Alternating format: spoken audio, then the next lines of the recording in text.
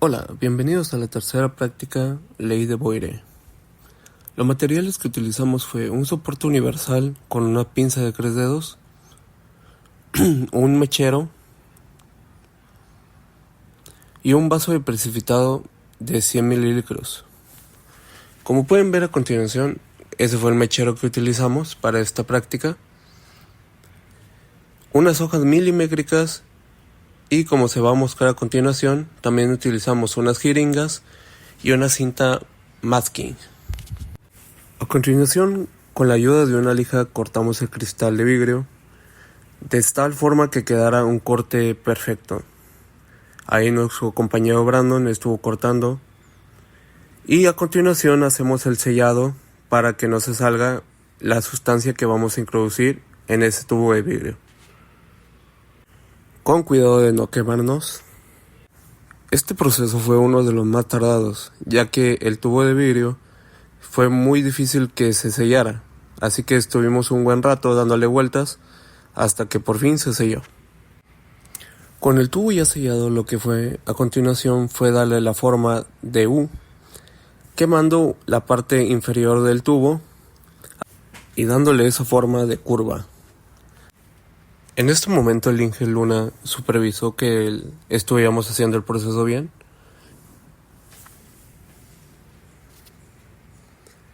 Este proceso lo tuvimos que hacer con guantes de soldadura o guantes para no quemarnos, ya que si no lo hacíamos con estos guantes nos íbamos a poder quemar y era un accidente que queríamos evitar.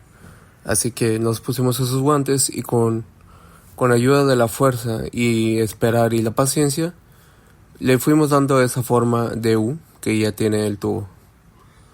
Aquí podemos ver que le estamos enseñando cómo nos va quedando el tubo al Inge Luna y discutiendo de cómo nos estaba quedando.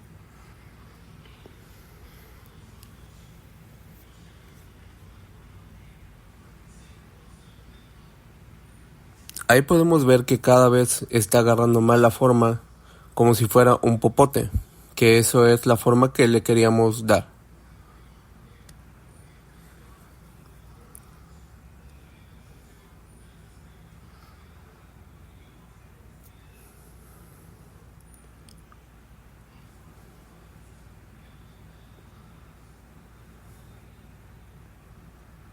Recuerden, para hacer esta práctica deben de utilizar guantes para evitar accidentes.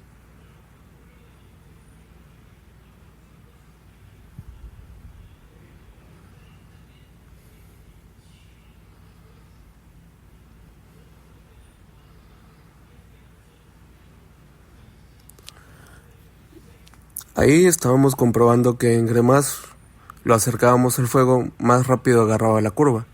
Y dado los hechos, vimos que es cierto eso.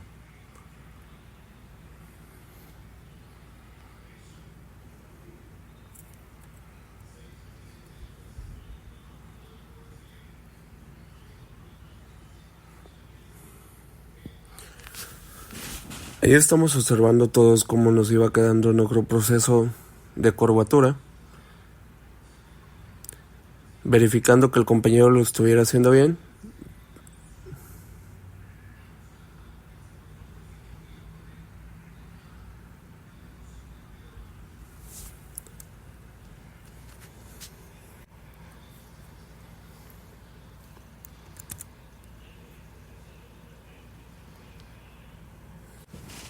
En esta parte tenemos al compañero Brandon haciéndole la forma de curva.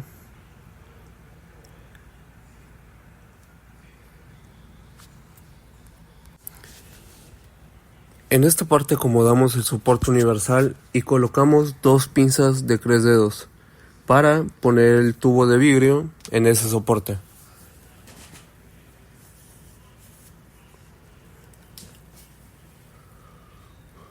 Recuerden ajustar bien para que no se haya un accidente y no se caiga el tubo de vidrio.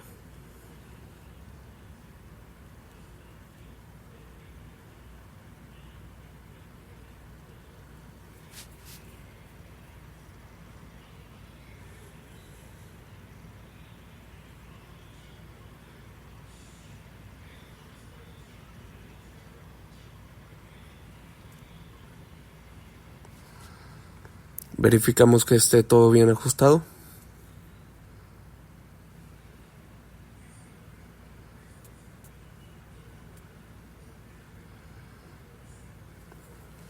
Y ahí, con la ayuda de una hoja milimétrica, con la ayuda de esa hoja milimétrica queríamos calcular cuánto tenía de subida el mercurio.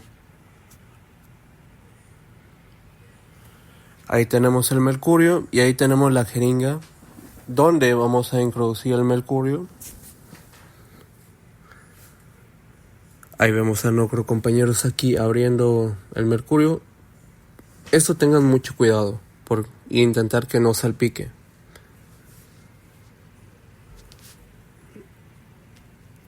Teníamos que echar 6 veces mercurio para ver cuánto tenía de subida. Así que extraemos la sustancia.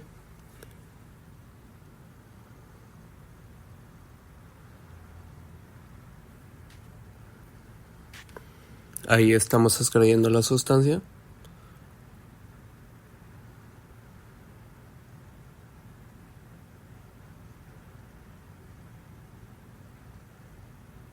Vean cómo se ve el mercurio.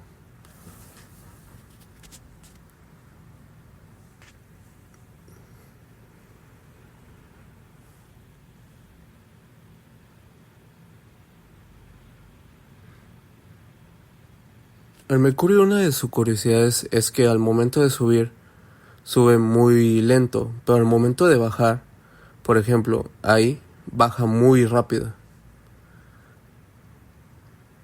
Ahí procedemos a vertir el mercurio en el tubo de vidrio, con cuidado.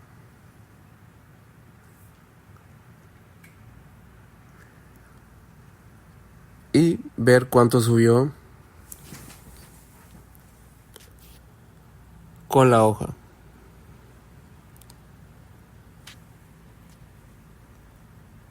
Ahí nos hizo falta echarle más mercurio, así que el compañero Saki hace su trabajo.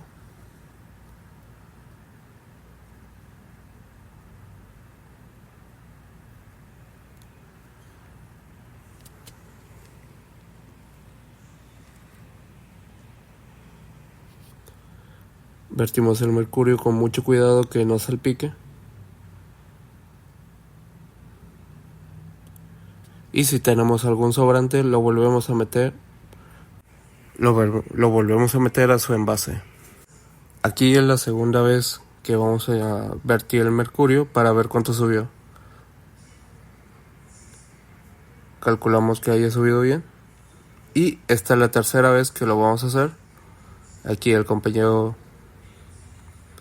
Vean cómo sube el mercurio.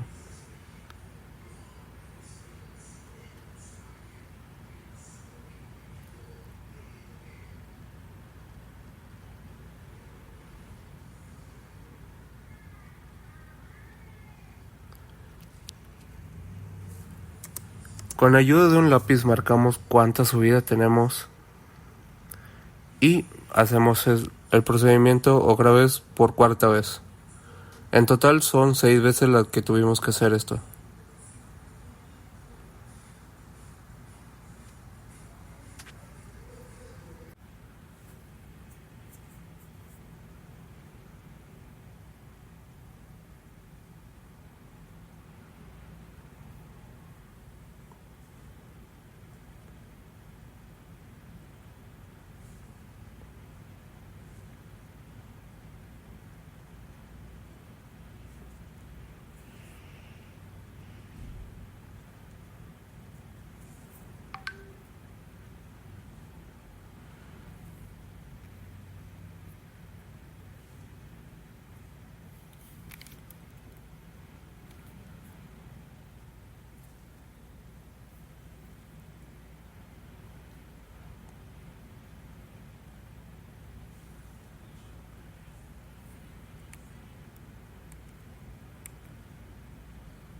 Ahí podemos ver cómo sube el mercurio de poco a poco.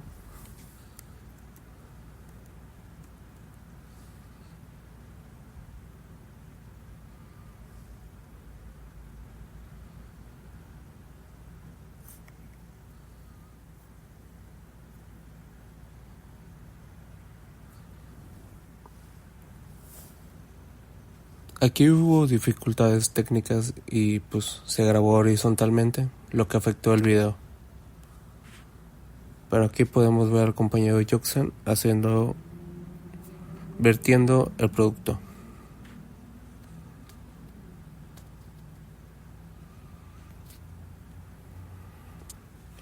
Calculamos la subida.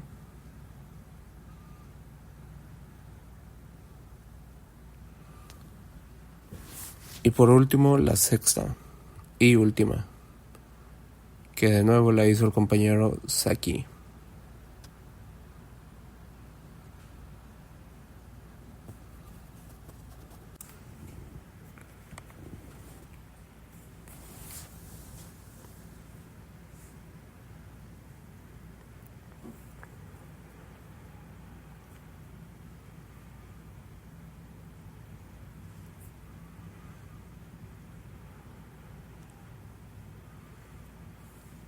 Aquí podemos ver más de cerca cómo nos quedó graficada la hoja.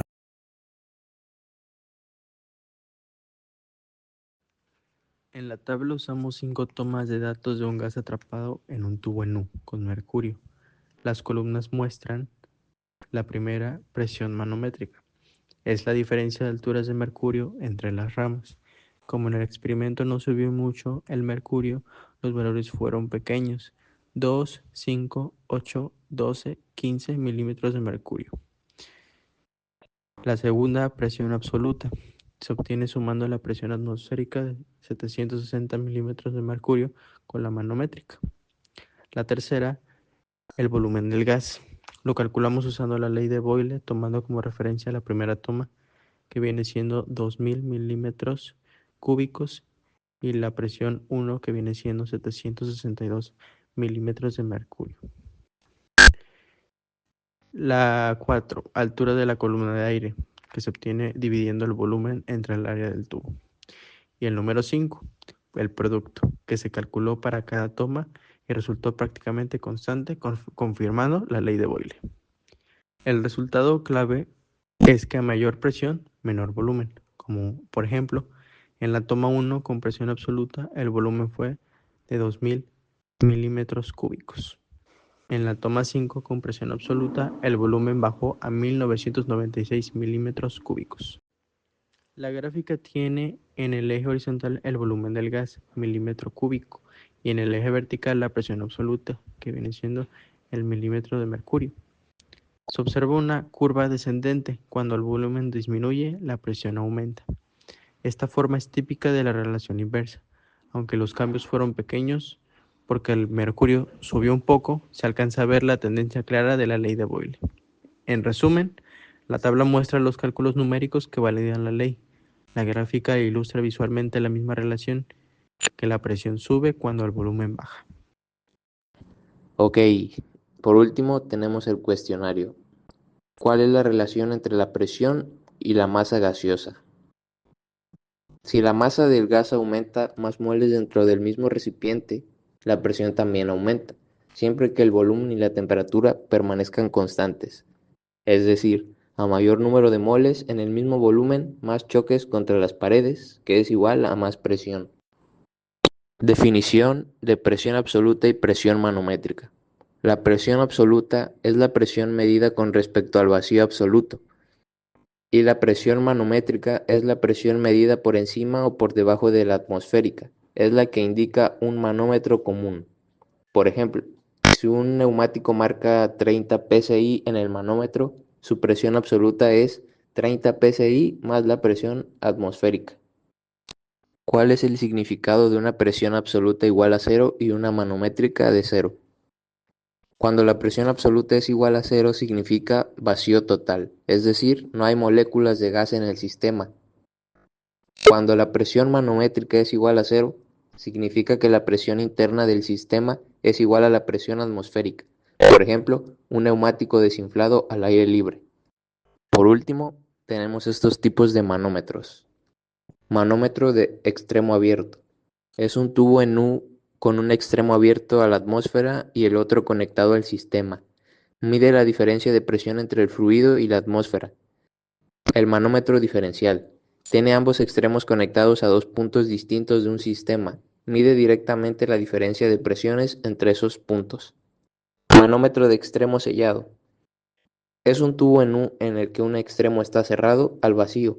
Mide presiones absolutas porque el nivel de referencia es el vacío, no la atmósfera. Gracias.